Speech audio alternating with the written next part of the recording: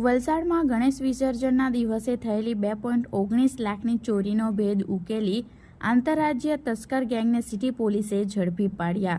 વલસાડ શહેરમાં ગણેશ વિસર્જનના દિવસે થયેલી 2 ઘરફોડ ચોરીના કેસમાં પોલીસે મોટી સફળતા મેળવી છે।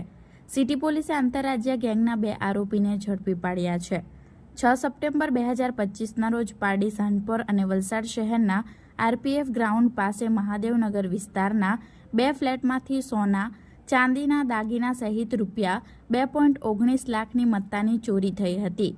જિલ્લા એસપી યુવરાજસિંહ જાડેજા અને ડીવાયએસપી AK વર્માની સૂચનાથી તપાસ શરૂ કરવામાં આવી હતી।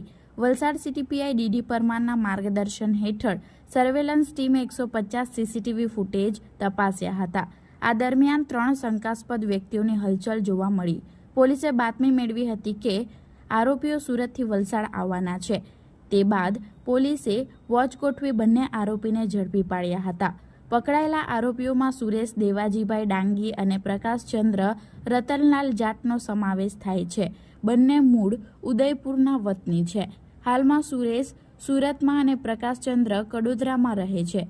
તપાસમાં જાણવા મળ્યું કે આરોપીઓ અગાઉ મુંબઈ, સુરત, વાપી વિસ્તારમાં પણ ચોરીના ગુનામાં સંડોવાયેલા છે।